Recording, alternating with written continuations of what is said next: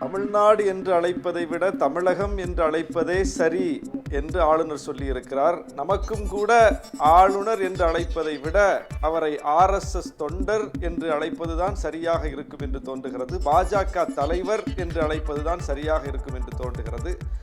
RN Ravi என்று அழைப்பதை விட அண்ணாமலை என்று அழைப்பது பொருத்தமாக இருக்கும் என்று தோன்றுகிறது. இப்போது இயங்கிக் கொண்டிருக்கிற ராஜ்பவனை கமலாலயம் என்று அழைத்தால் பொருத்தமாக இருக்கும் என்று தோன்றுகிறது. ஏனென்றால் அவருடைய வெளிப்பாடு முழுவதும் அண்ணாமலையின் வெளிப்பாடாக இருக்கிறது. அவருடைய வெளிப்பாடு முழுவதும் கமலாலயத்தின் வெளிப்பாடாக இருக்கிறது. அவருடைய வெளிப்பாடு ஆளுநரின் வெளிப்பாடாக இல்லை, அது RSS காரரின் வெளிப்பாடாக இருக்கிறது. அது பாஜக தலைவரின் வெளிப்பாடாக இருக்கிறது. அவருக்கு நேர்மை திறன் இருந்தால் அவர் தன்னுடைய ஆளுநர் பதவியை விலக்கி கொண்டு பாஜக தலைமை பொறுப்பை ஏற்றுக்கொண்டு ராஜ்பவனில் இருந்து வெளியேறி கமலாலயத்தில் போய் அமர்ந்து கொண்டு அவர் இதைவிட அல்ல என்ன வேண்டுமானாலும் பேசலாம், தமிழ்நாடு அதை சந்திக்க தயாராக இருக்கிறது, கருத்தியல் ரீதியாக எதிர்கொள்ள தயாராக இருக்கிறது. அண்ணாமலை விடவா ஒரு தலைவரை பார்க்க போகிறோம்? அவர் என்னென்னவெல்லாமோ பேசுகிறார், வாயில் வந்ததையெல்லாம் பேசுகிறார். அதையெல்லாம் தமிழ்நாடு சந்தித்துக் கொண்டுதான் இருக்கிறது, தக்க பதிலடியை கொடுத்து கொண்டுதான் இருக்கிறது. ஆனால் ஆளுநர் பொறுப்பு என்பது நம்மிடம் சம்பளம் பெற்றுக்கொண்டு மக்கள் வரிப்பணத்தில் அமர்ந்து கொண்டு அவர் வாயில் வந்ததை பேசக்கூடாது.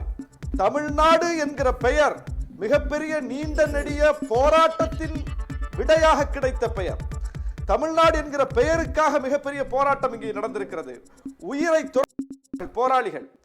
அதற்கு பிறகு பேரறிஞர் அண்ணாவின் காலத்தில் அது சட்டப்பூர்வமாக்கப்பட்டு தமிழ்நாடு என்கிற பெயரை பெற்றிருக்கிறோம். எனவே தமிழ்நாடு என்கிற பெயர் அதிகாரப்பூர்வமானது. அதிகாரப்பூர்வமாக சட்டப்படி ஏற்றுக்கொள்ளப்பட்டிருக்கிற ஒரு பெயரை அதிகாரப்பூர்வமற்ற இன்னொரு பெயரின் மூலம் இந்த மாநிலத்தை அவர் அழைப்பார் என்றால் அவர் சட்டத்தை மீறுகிறார், சட்ட மீறல் செய்கிறார். ஆளுநர் தொடர்ந்து இப்படித்தான் செய்து கொண்டிருக்கிறார். இது ஒரு பாடம் நமக்கு. தப்பித்தவறி கூட இனி அமைச்சர்களோ அல்லது அரசு கோப்புகளிலோ அரசினுடைய இணையதளம் உள்ளிட்ட ஆவணங்களிலோ எதிலும் தமிழகம் என்று இந்த நாட்டை இந்த மாநிலத்தை அழைக்க கூடாது. தமிழ்நாடு என்கிற அதிகாரப்பூர்வ சொல் கொண்டுதான் அழைக்க வேண்டும். தமிழ்நாடு என்கிற பெயரை திரும்ப திரும்ப நாம் உரைக்க வேண்டும். அது மிகப்பெரிய போராட்டத்தின் பயனாக நமக்கு கிடைத்த ஒரு பெயர். அதை நாம் தொடர்ந்து வைத்துக் கொள்ள வேண்டும் என்பதை இன்றைக்கு ஆளுநர் வெளிப்படுத்துகிறார். இப்ப ஆளுநர் இன்னும் சொல்லியிருக்கிறார், கடுமையா போயிருக்கிறார். என்ன சொல்லியிருக்காருன்னா, இது தனியா தெரியுது. தமிழ்நாடு இந்தியாவுக்கென்று பொதுவாக உருவாக்கப்படுகிற விதிகள்ல இருந்து விலகி இருக்குது. தமிழ்நாடு நீங்க என்ன பொதுவா உருவாக்கிட்டீங்க? தமிழ்நாடு எங்க இந்தியா என்கிற அந்த தன்மையிலிருந்து நம்ம விலகி நிக்கிறோமா? இன்னும் சொல்ல போனா ஒட்டுமொத்த இந்தியாவுக்குமான அந்த ஒருங்கிணைப்பு பாடத்தை தமிழ்நாடு தான் எடுத்துக்கொண்டிருக்கிறது. எல்லா மாநிலத்திற்கும் சமமான பங்கீட்டை கொடுங்கள்னு கேட்கிறோம், இது இந்தியாவுக்கு எதிரானதா? எல்லா மொழிக்கும் சரி சமமான உரிமையை கொடுங்கள்னு கேட்கிறோம், இது இந்தியாவுக்கு எதிரானதா? எல்லா மதத்தையும் சமமாக நடத்துங்கள்னு சொல்றோம், இது இந்தியாவுக்கு எதிரானதா? இதுதான் இந்தியாவை வலுப்படுத்தும். ஒட்டுமொத்த இந்தியாவும் வலுப்பெற வேண்டும், ஒருங்கிணைந்து இருக்க வேண்டும் என்று விரும்புகிற எல்லோரும் சமத்துவத்தை வலியுறுத்துவார்கள், சமூக நீதியை வலியுறுத்துவார்கள், மொழி உரிமையை வலியுறுத்துவார்கள், எல்லாரையும் சமமா நடத்துங்கன்னு கேட்பாங்க, மாநில சுயாட்சியை வலியுறுத்துவார்கள். அதுதான் ஒட்டுமொத்த இந்தியாவுக்கு நல்லது. ஒட்டுமொத்த இந்தியாவுக்கும் எதிராக பேசிக் கொண்டிருக்கிறார் ஆளுநர். ஒட்டுமொத்த இந்தியாவுக்கும் எதிரான குரல் ஆளுநரிடமிருந்து வெளிப்பட்டுக் கொண்டிருக்கிறது. மாநில சுயாட்சி இந்தியாவினுடைய ஒற்றுமைக்கு எதிரானதா? எங்களுடைய மாநிலம் இதற்கான பங்கை கொடுங்க, எங்களுக்கான உரிமையை கொடுங்க, நாங்க எங்க மாநிலத்திற்கான கல்விக் கொள்கையை வகுத்து வச்சுப்போம், அதை ஏற்றுக்கொள்ளுங்க, சட்டமன்றம்னு ஒன்று இருக்கு, அது ஏற்றப்படுகிற தீர்மானத்தை ஏற்றுக்கொள்ளுங்கன்னு சொல்றது இந்தியா என்கிற அந்த ஒருங்கிணைந்த தன்மைக்கு எதிரானதா? சட்டம் என்ன சொல்லுது? இப்ப கூட சட்டம் நம்ம உச்சநீதிமன்றத்தில் தீர்ப்பு சொல்லும் போது என்ன சொன்னாங்க? 2-3 மாதங்களுக்கு முன்னால் நாடாளுமன்றமும் சட்டமன்றமும் சம அதிகாரம் பெற்றதுன்னு சொன்னாங்க. அப்ப சட்டம் அங்கீகரிக்கிறது சட்டமன்றத்தை. அந்த சட்டமன்றத்தில் இயற்றப்படுகிற மசோதாக்களை தீர்மானங்களை நீங்க காலில் போட்டு மிதிக்கிறீங்க. நீங்க தான் அரசியலமைப்பு சட்டத்துக்கு எதிராக இருக்கீங்க, நீங்க தான் இந்தியாவுக்கு எதிராக இருக்கீங்க. நாடாளுமன்றத்திற்கு எப்படி மாண்பு இருக்கிறதோ, கண்ணியம் இருக்கிறதோ, அதிகாரம் இருக்கிறதோ, அதே மாண்பும் கண்ணியமும் அதிகாரமும் சட்டமன்றத்திற்கு உண்டு.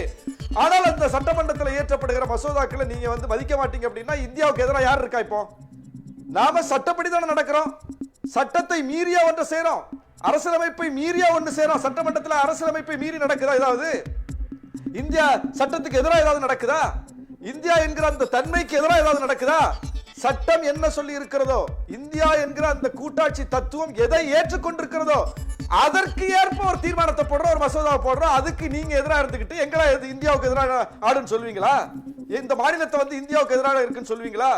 இந்தியா எப்போதெல்லாம் ஆபத்தில் சிக்கியதோ, இந்த நாடு எப்படி புற அழுத்தங்கள்ல வந்து சிக்கியதோ அப்போதெல்லாம் தமிழ்நாடு முதல் குரல் கொடுத்திருக்கிறது, முதல் போராட்டத்தை நடத்தி இருக்கிறது, பெரிய பங்களிப்பை செலுத்தி இருக்கிறது. ஆனால் தமிழ்நாட்டுக்கு வர வேண்டிய விஷயங்கள்ல நீங்க அந்த மாதிரி வந்து நடந்திருக்கீங்களா? இன்னைக்கு வரி வசூல் உரிமை, மாநிலத்திற்கான வரி வசூல் அதிகாரம் இன்னைக்கு இருக்குதா? மொழிக் கொள்கையை தீர்மானிக்கக்கூடிய அதிகாரம் இருக்குதா? எதையாவது விட்டு வச்சிருக்கீங்களா? ஒட்டுமொத்தமா பறிச்சுட்டு போறீங்க. ஒட்டுமொத்தமாக மாநிலங்களுக்கு வர வேண்டிய விஷயங்கள்ல எதிராக இருக்கீங்க. இன்னைக்கு கூட பாருங்க, நம்முடைய நாடாளுமன்ற உறுப்பினர் சு வெங்கடேசன் ஒரு கோரிக்கை வச்சிருக்கிறார், தமிழர் திருநாள் அன்றைக்கு தேர்வு வைக்காதீங்க, SBI தேர்வுன்னு. இதுதான் கேட்க வேண்டிய இடத்துக்கு தள்ளுறீங்க பாருங்க. தமிழர் திருநாள் பொங்கல் அன்னைக்கு வந்து நீங்க ஒரு தேர்வு நடத்துறீங்க. அப்போ எங்க பிரச்சனையே உங்களுக்கு புரியல, எங்க பிரச்சனையே உங்களுக்கு புரியல. ஒரு ஒன்றிய அரசுக்கு எல்லா மாநிலங்களினுடைய பிரச்சனையே புரிந்திருக்கணுமா வேண்டாமா? ஒவ்வொரு மாநிலத்துல என்ன கொண்டாட்டம் இருக்குன்னு தெரிஞ்சிருக்க வேண்டுமா வேண்டாமா? ஒரு இனத்துக்கு ஒரு மொழிக்கு என்ன அடையாளம் இருக்குங்கிறத புரிந்தால் தானே அது ஒன்றிய அரசு. உனக்கு அது புரியவே இல்லையா? நான் சொன்னாதானே புரியுது. அப்ப நான் சொல்ல வேண்டிய இடத்துக்கு தள்ளப்படுறேன்.